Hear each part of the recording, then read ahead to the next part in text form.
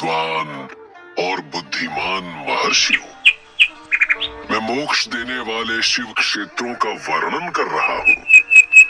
पर्वत, वन और काननों सहित इस पृथ्वी का विस्तार 50 करोड़ योजन है।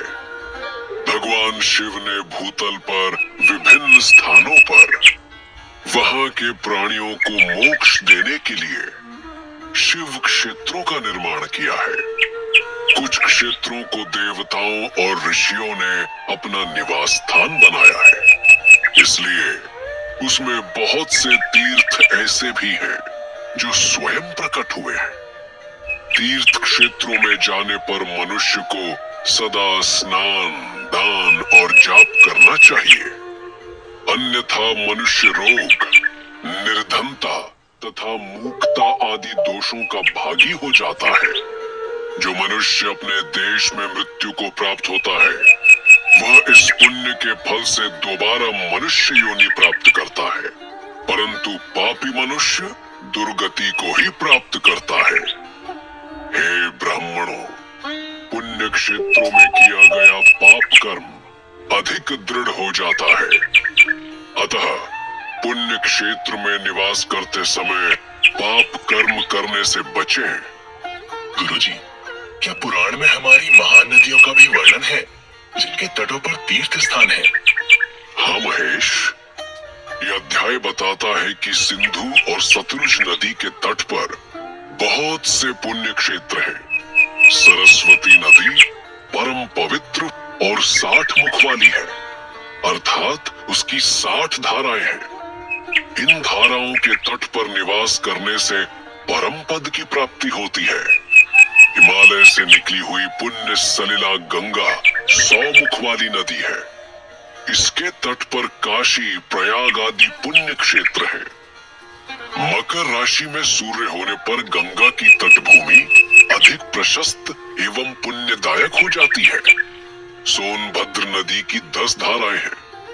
बृहस्पति के मकर राशि में आने पर यह अत्यंत पवित्र तथा अभीष्ट फल देने वाली है। इस समय यहाँ स्नान और उपवास करने से विनायक पद की प्राप्ति होती है। पुण्य सलिला महानदी नर्मदा के 24 मुख हैं। इसमें स्नान करके तट पर निवास करने से मनुष्य को वैष्णव पद की प्राप्ति होती है। तमसा के 12 तथा रेवा के 10 मुख हैं। परम पुण्यमयी गोदावरी के 21 मुख हैं। यह ब्रह्म हत्या तथा गोवध पाप का नाश करने वाली एवं रुद्र लोक देने वाली है। कृष्ण वेणी नदी समस्त पापों का नाश करने वाली है। इसके 18 मुख हैं तथा यह विष्णु लोक को प्रदान करने वाली है। तुंगभद्रा 10 मुखी है एवं ब्रह्मलोक देने वाली है। सुवर्ण मुखरी के 9 मुख हैं। ब्रह्मलोक से लौटे जीव इसी नदी के तट पर जन्म लेते हैं। सरस्वती नदी, पंपा सरोवर, कन्याकुमारी, अंतरीप तथा शुभ कारक श्वेत नदी सभी पुण्य क्षेत्र हैं। इनके तटों पर निवास करने से इंद्रलोक की प्राप्ति होती है। महानदी कावेरी परम पुण्यमयी है। इसके 27 मुख हैं। यह संपूर्ण अभीष्ट वस्तुओं को देने वाली है। इसके तट ब्रह्मा विष्णु का पद देने वाले हैं। कावेरी के जो तट शैव क्षेत्र के अंतर्गत हैं, वे शिवलोक प्रदान करने वाले हैं। नैमिषारण्य तथा बद्रिकाश्रम में सूर्य और बृहस्पति के मेष राशि में आने पर स्नान और पूजन करने से ब्रह्मलोक की प्राप्ति होती है। सिंह और कर्क राशि में सूर्य की संक्रांति होने पर सिंधु नदी में किया स्नान और केदार तीर्थ के जल का पान एवं स्नान ज्ञानदायक माना जाता है। बृहस्पति के सिंह राशि में स्थित होने पर भाद्र मास में गोदावरी के जल में स्नान करने से शिवलोक की प्राप्ति होती है। ऐसा स्वयं भगवान शिव ने कहा था। सूर्य और बृहस्पति के कन्या राशि में स्थित होने पर यमुना और सोनभद्र में स्नान से धर्मराज और गणेश लोक में महान भोग की प्राप्ति होती है। ऐसी महर्षियों की मान्यता है। सूर्य और बृहस्पति के तुला राशि में होने पर कावेरी नदी में स्नान करने से भगवान विष्णु के वचन की महिमा से अभीष्ट फल की प्राप्ति होती है। मार्गशीर्ष माह में सूर्य और बृहस्पति के वृश्चिक राशि में आने पर नर्मदा में स्नान करने से विष्णु पद की प्राप्ति होती है। सूर्य और बृहस्पति के धनु राशि में होने पर सुवर्ण मुखरी नदी में किया स्नान शिवलोक को प्रदान करने वाला है। मकर राशि में सूर्य और बृहस्पति के एक होने पर गंगा जी में किया गया स्नान शिवलोक प्रदान करने वाला है। शिवलोक के पश्चात ब्रह्मा और विष्णु के स्थानों में सुख भोग कर अंत में मनुष्य को ज्ञान की प्राप्ति होती है। माघ मास में सूर्य के कुंभ राशि में होने पर फागुन मास में गंगा तट पर किया श्राद्ध, पिंडदान और तिलोदक दान पिता और नाना दोनों कुलों के पितरों की अनेक पीढ़ियों का उद्धार करने वाला है। गंगा व कावेरी नदी का आश्रय लेकर तीर्थवास करने से पाप का नाश हो जाता है। धन्य है गुरुजी, इस महान भूमि की नदियों को यूं ही महान नहीं कहा जाता। और कौन सी नदियां और जल के स्रोत हैं गुरुजी, जो इस तरह पावन मोक्ष के द्वार हैं? और तीर्थ स्थानों पर वास करने की विशेषताएं क्या है? ताम्रपर्णी और वेगवती नदियां ब्रह्मलोक की प्राप्ति रूप फल देने वाली हैं। इनके तट स्वर्गदायक क्षेत्र है। इन नदियों के मध्य में बहुत से पुण्य क्षेत्र हैं। यहाँ निवास करने वाला मनुष्य अभीष्ट फल का भागी होता है। सदाचार, उत्तम वृत्ति तथा सद्भावना के साथ मन में दया भाव रखते हुए विद्वान पुरुष को तीर्थ में निवास करना चाहिए, अन्यथा उसे फल नहीं मिलता। पुण्य क्षेत्र में जीवन बिताने का निश्चय करने पर तथा वास करने पर पहले का सारा पाप तत्काल नष्ट हो जाएगा, क्योंकि पुण्य को ऐश्वर्यदायक कहा जाता है। सूत जी ने महर्षियों से कहा, हे ब्राह्मणों, तीर्थ में वास करने पर उत्पन्न पुण्य कायिक, वाचिक और मानसिक सभी पापों का नाश कर देता है। तीर्थ में किया मानसिक पाप कई कल्पों तक पीछा नहीं छोड़ता, यह केवल ध्यान से ही नष्ट होता है। वाचिक पाप जाप से तथा कायिक पाप शरीर को सुखाने जैसे कठोर तप से नष्ट होता है।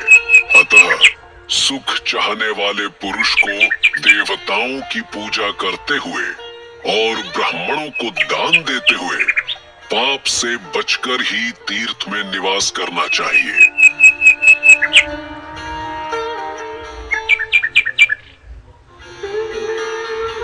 गुरुजी, तीर्थ स्थानों पर पाप करना तो महापाप है, लेकिन क्या पुराण हमें सही आचरण का ज्ञान ही देता है?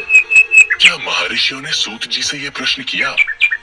हाँ महेश, ऋषियों ने सूत जी से कहा, सूत जी, आप हमें वह सदाचार सुनाइए जिससे विद्वान पुरुष पुण्य लोकों पर विजय पा सकता है।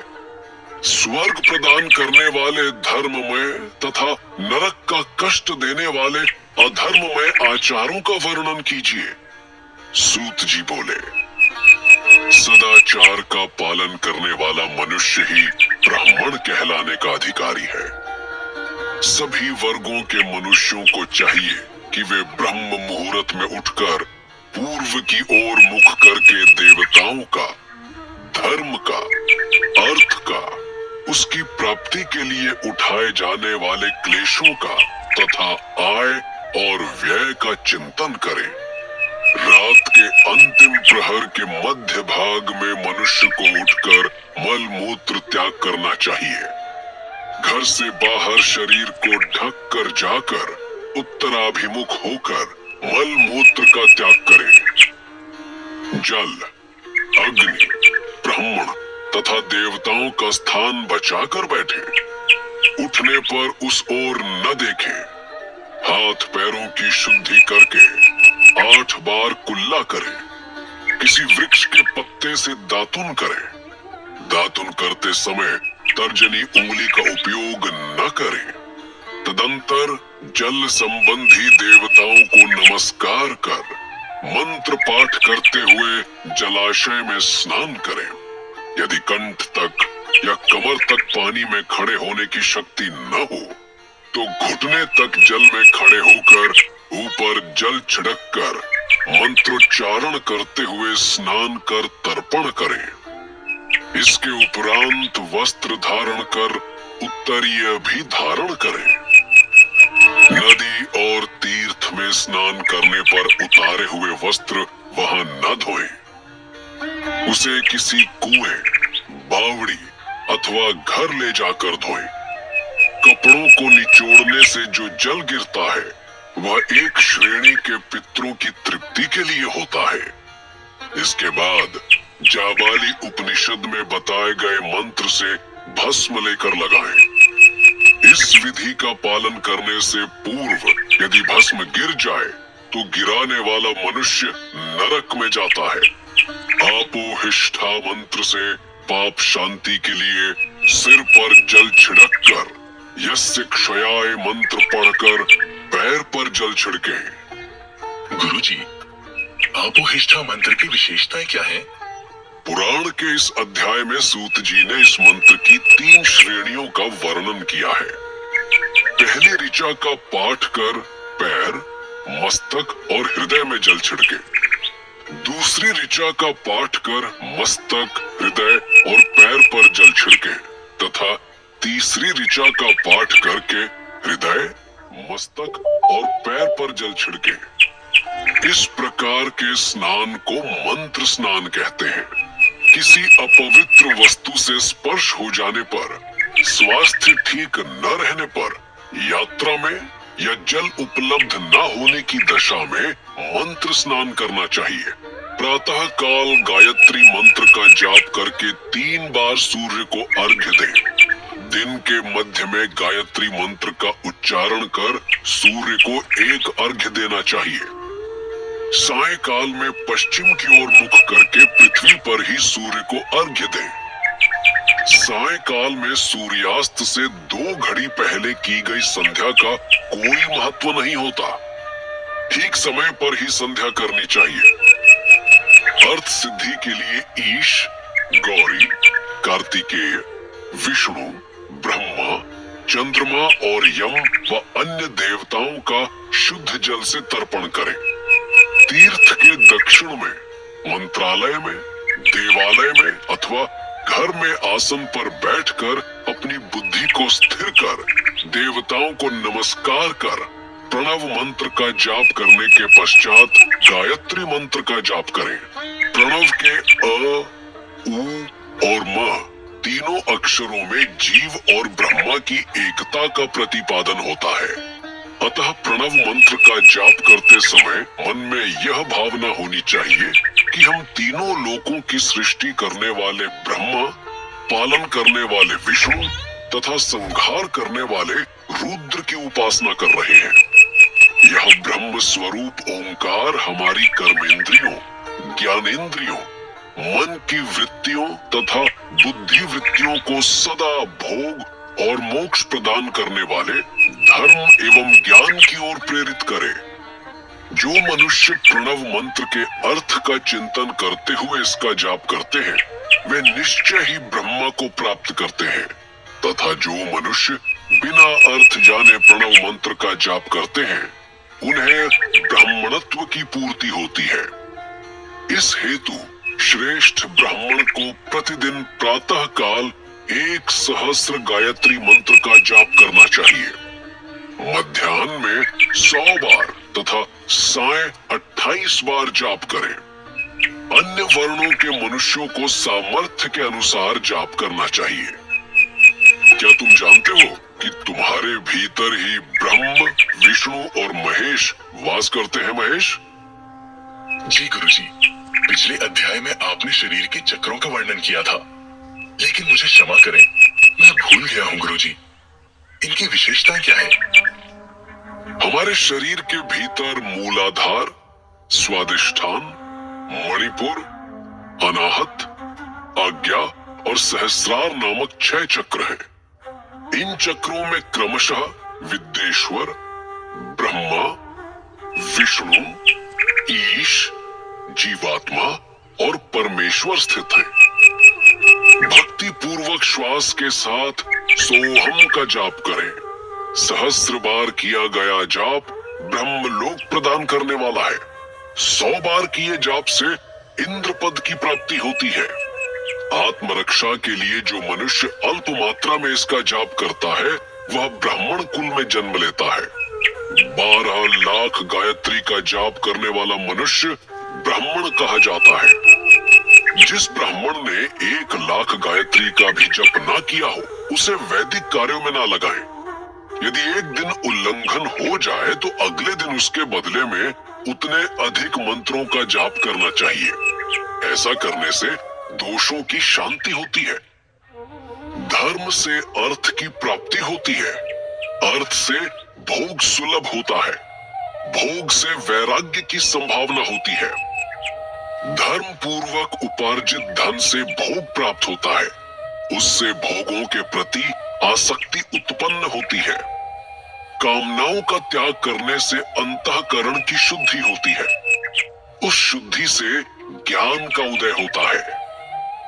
सतयुग में तप को तथा कलियुग में दान को धर्म का सर्वोच्च साधन माना गया।